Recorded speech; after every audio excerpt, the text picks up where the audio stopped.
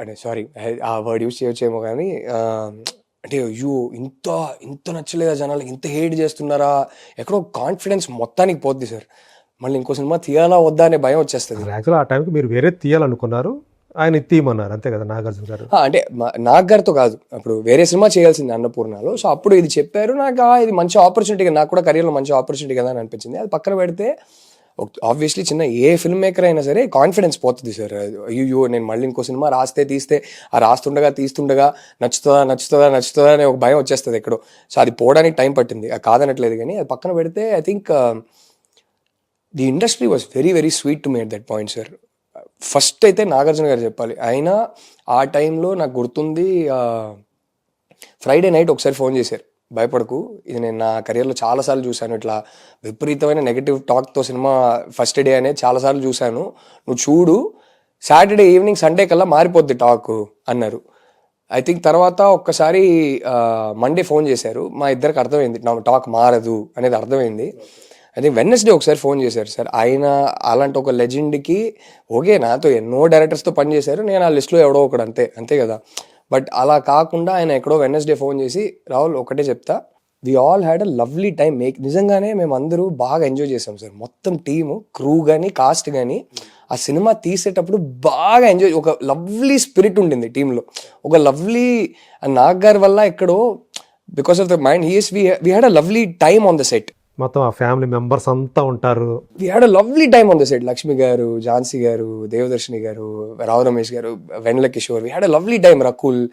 Rakul Nayyar very very good friends. Rakul నాకు she my మూబోలి బెండ్. రాఖీ ప్రతి ఇయర్ ప్రపంచంలో ఎక్కడ ఉన్నా సరే నాకు రాఖీ పంపుతుంది Rakul. So very close to her. So we all had a great time. So ఆయన ఫోన్ చేసి ఒక మాట అన్నారు, అప్పుడు ఆ మాట నేను కంప్లీట్లీ డైజెస్ట్ చేసుకోలేకపోయా. కానీ ఆబ్వియస్లీ సినిమా ఆడాలి, అందరికీ నచ్చాలనే మనం అందరూ ప్రయత్నం చేస్తాం, కానీ ఈసారి మిస్ఫైర్ అయింది. ఇక సినిమా అయితే రికవర్ కాదని నాకు అర్థమైపోయింది. ఒక్కటే చెప్తా, అట్లీస్ట్ ఇలాంటి ఓకే ఇదే మన వర్డిక్ట్ అని జనాలు చెప్పేసిన తర్వాత అట్లీస్ట్ ఏంటంటే ఎంజాయ్ చేసాం. కొన్ని సినిమాలు చేసేటప్పుడు కూడా ఎంజాయ్మెంట్ ఉండదు, బాగా చిరాకుతో చేస్తుంటాము. మన అందరూ ఎంజాయ్ చేసి సినిమా చేసాం. సక్సెస్ లేకపోయినా we have many months of lovely memories. Don't let one Friday spoil many months worth of good memories అన్నారు. It was very beautiful on his part. ఒక హీరోగా, ఒక ప్రొడ్యూసర్గా ఆయనకు చెప్పాల్సిన అవసరం లేదు, నేనెవడో రెండో సినిమా తీస్తున్నా. ఆయన ఆ ఫోన్ చేసి చెప్పడం అనేది I think I valued it a lot at that point. And ఇంకా నాతో ఎవరు సినిమా తీయరేమో, నాకు మళ్ళీ ఛాన్స్ దొరకదేమో అంటే, ఊరికే ఒక సినిమా వచ్చి సైలెంట్గా ఫ్లాప్ అయ్యి వెళ్ళిపోతే పర్లేదు సార్. ఇది సైలెంట్గా ఫ్లాప్ కాలేదు, అందరూ ఎఫర్ట్ తీసుకొని తిట్టారు. సో నాకు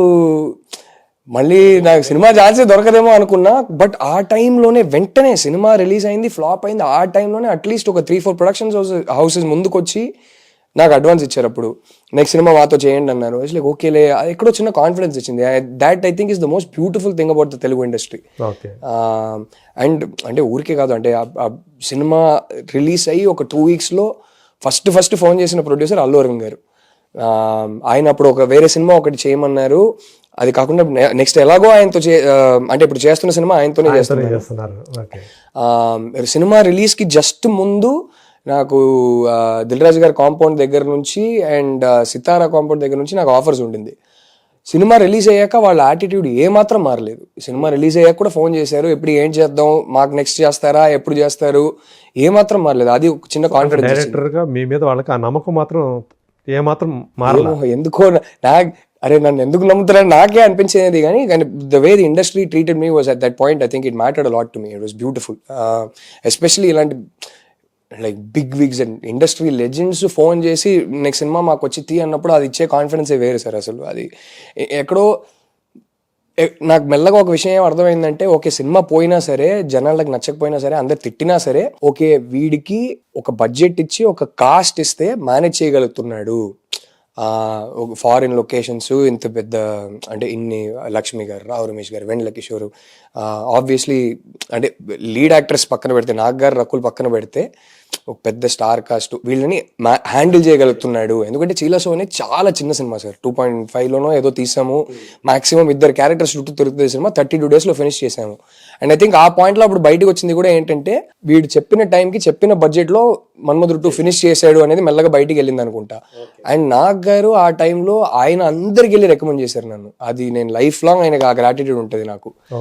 నాగ్ గారు కానీ అక్కడ అన్నపూర్ణలో సుప్రియ గారు కానీ I think they went around, they were really sweet, they just went around like no is a very sincere boy, is a hard working boy అని వాళ్ళే చెప్పడం వల్ల I think that help me recover faster.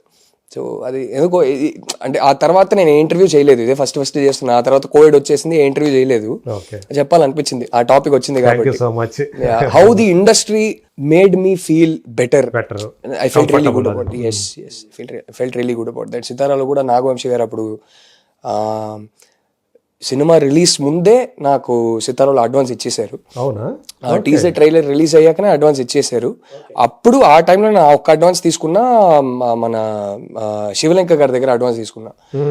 వాళ్ళది కూడా ఏ మాత్రం మారలేదు అప్పుడు, వాళ్ళ యాటిట్యూడ్ కానీ వాళ్ళ ఎంకరేజ్మెంట్ కానీ. రిలీజ్ అయ్యాక ఒక 2 weeksలోనే నాగవంశీ గారు కలిశారు, ఏం చేద్దాం అనుకుంటున్నావు, ఏం స్టోరీస్ ఉన్నాయి, ఎవరితో చేద్దాం అనుకుంటున్నావు. నాకైతే అప్పుడు మైండ్ బ్లాంక్, ఏం అర్థం కాల. సరే అప్పుడు ఇంకోటి ఏదో ఒకటి అనుకున్నా, ఒక స్టోరీ ఇది నెక్స్ట్ చేద్దాం అని. బట్ అది పక్కన పెడితే I think that was very nice how the industry didn't let me feel like వాళ్ళు చూసుంటారు కదా, నేను ఫస్ట్ టైం ఫెయిలియర్ చూస్తున్నా డైరెక్టర్గా, జస్ట్ 2వ సినిమా నాకు. మీకు అలా ఇక్కడికి వచ్చినందుకు గాను తెలుగు ఫిలిం ఇండస్ట్రీ మీకు సపోర్ట్గా నిలిచింది అనుకోవాలి, మోరల్గా. నేను ఇక్కడ వచ్చానని నేను ఎప్పుడో మర్చిపోయా, ఇదే నా ఇండస్ట్రీ, ఇదే నా ఇల్లు, వీళ్ళే నా మనుషులు, అది ఎప్పుడో మర్చిపోయా.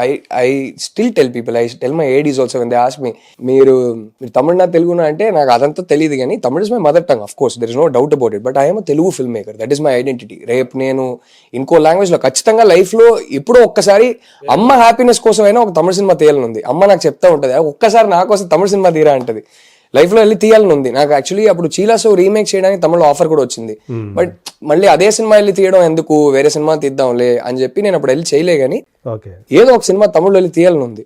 బట్ నేను తమిళ్లో వెళ్ళి సినిమా తీసినా సరే my identity will be that of a Telugu film maker. ఒక తెలుగు ఫిల్మ్ మేకర్ తమిళ్లో వెళ్ళి సినిమా తీస్తున్నాడు, రేపు ఇంకో లాంగ్వేజ్లో వెళ్ళి తీసినా సరే ఒక తెలుగు ఫిల్మ్ మేకర్ ఒక హిందీలోనో మలయాళంలో వెళ్ళి సినిమా తీస్తున్నాడు, కానీ my identity will be that. So నేను వచ్చాను అనే విషయం నేను మర్చిపోయాను, it is in my system now. ఇంకో హ్యాపీ థింగ్ ఏంటంటే మొత్తానికి అల్లు అరవింద్ గారితో మీరు సినిమా స్టార్ట్ చేసేసారు.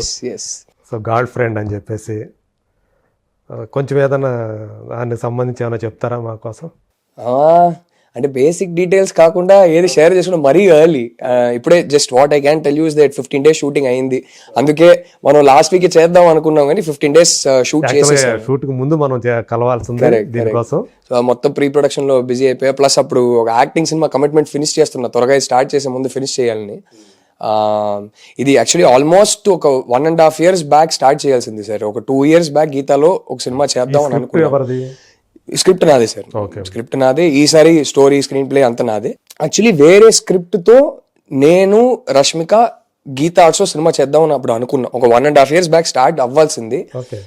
కోవిడ్ 3rd wave వల్ల తన డేట్స్ కొంచెం అటు ఇటు అయినాయి, మళ్ళీ ఆ కమిట్మెంట్స్ ఫుల్ఫిల్ చేయాల్సి వచ్చింది. అండ్ అప్పుడు ఆ టైంలో కొంచెం పుష్ప 2 యానిమల్ స్టార్ట్ అయిపోయింది, 2 కొంచెం అంటే లెంగ్తీ డేట్స్ తీసుకున్నారు, బంచ్లు డేట్స్ తీసుకున్నారు, దానివల్ల కొంచెం డిలే అయింది. కానీ ఎక్కడో ఈ ఇయర్ స్టార్ట్ చేద్దాం అనుకుంటున్నప్పుడు నాకెక్కడో అరే ఇప్పుడు మనం ఫస్ట్ అనుకున్న స్క్రిప్ట్ తీయడం ఇది కరెక్ట్ టైం కాదు. అండ్ ఎక్కడో ఒరిజినలీ అదొక 2.5 years back, almost 3 years back వచ్చిన ఐడియా.